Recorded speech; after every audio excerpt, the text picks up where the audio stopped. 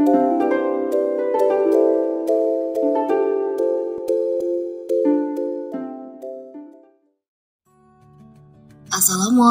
warahmatullahi wabarakatuh. Halo sahabat kanal PD Islam. Pada tayangan di video kali ini, kita akan membahas tentang kisah Nabi Zakaria. Penasaran ketika hendak dianugerahkan seorang anak. Nabi Zakaria belum juga dikaruniai anak hingga usianya 120 tahun dan istrinya Isya berumur 82 tahun. Padahal sejak usia muda mereka selalu mendambakan seorang putra yang dapat melanjutkan dakwah untuk membimbing umatnya supaya tidak tersesat. Namun Nabi tak patah arang. Ia terus berdoa agar Allah Subhanahu wa Ta'ala memberinya momongan. Ikhtiarnya itu ternyata diijabah. Nabi Zakaria mendapat kabar gembira dari Allah Subhanahu wa Ta'ala bahwa dirinya akan dianugerahi seorang putra bernama Yahya. Mendengar hal ini, Zakaria sangat senang.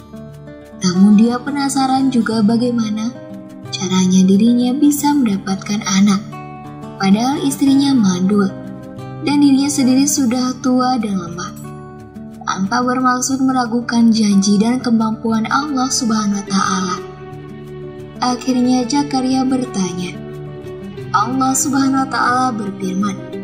Zakaria berkata, "Ya Tuhanku, bagaimana akan ada anak bagiku? Padahal istriku adalah seorang yang mandul, dan aku sendiri sesungguhnya sudah mencapai umur yang sangat tua." Kisah Surah Maryam, juz 19, ayat 8. Pertanyaan Zakaria kepada Allah Subhanahu wa Ta'ala senada dengan pertanyaan Nabi Ibrahim alaihissalam pada Allah tentang bagaimana Allah bisa menghidupkan orang yang sudah meninggal. Allah Subhanahu wa Ta'ala berfirman, "Dan ingatlah ketika Ibrahim berkata, 'Ya Tuhanku, perlihatkanlah kepadaku bagaimana Engkau menghidupkan orang-orang mati.' Allah berfirman, 'Belum yakinkah kamu?' Ibrahim menjawab, 'Aku telah meyakinkannya, akan tetapi agar hatiku tetap mantap dengan imanku.'" Kisah Surah Al-Baqarah, juz 2, ayat 260. Menjawab pertanyaan Zakaria, Allah Subhanahu wa Ta'ala menyatakan bahwa hal yang demikian sangat mudah bagi Allah Subhanahu wa Ta'ala. Tentunya yang lebih besar dari itu sudah dilakukan oleh Allah Subhanahu wa Ta'ala, yaitu menciptakan Zakaria dari tiada menjadi ada. Allah Subhanahu wa Ta'ala berfirman, "Hal itu adalah mudah bagiku, dan sesungguhnya telah aku ciptakan kamu sebelum itu. Padahal kamu di waktu itu belum ada sama sekali." Kisah Surah Maryam, juz 19, ayat 9. Hingga kemudian Zakaria sudah mantap. Dia sudah yakin seyakin-yakinnya bahwa dia akan dianugerahi oleh Allah Subhanahu wa Ta'ala seorang putra. Sekalipun memang dia sudah berusia lanjut dan istrinya juga mandul. Waktu itu Zakaria sudah berumur 120 tahun dan istrinya berumur 98 tahun.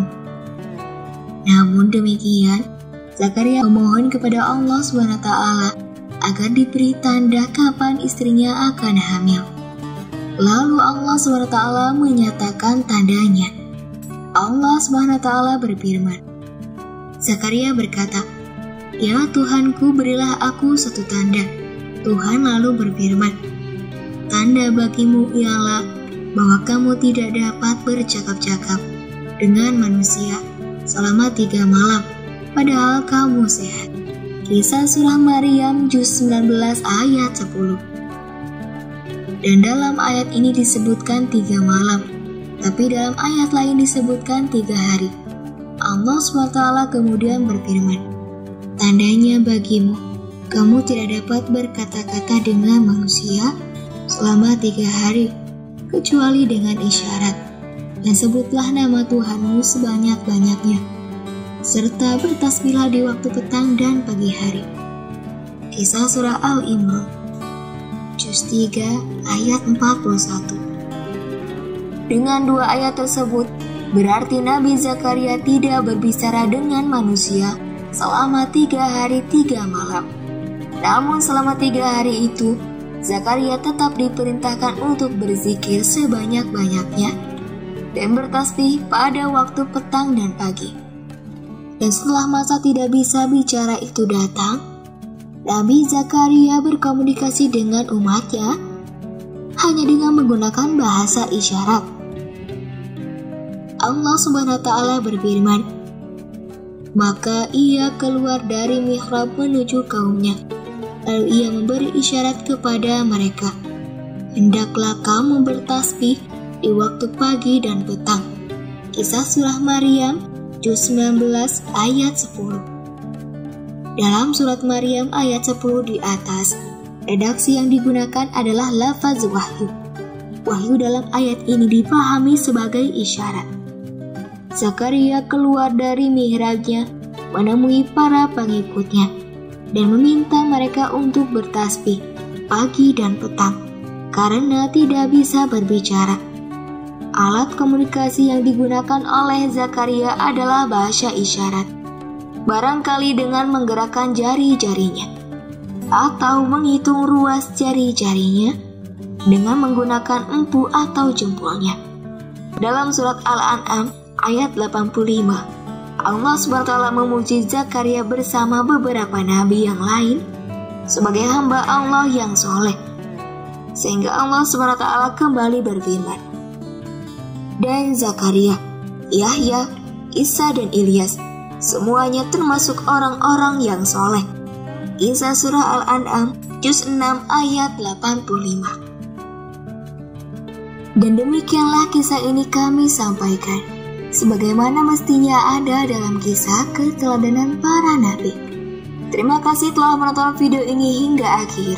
Semoga pesan serta informasi yang kami sampaikan dapat bermanfaat.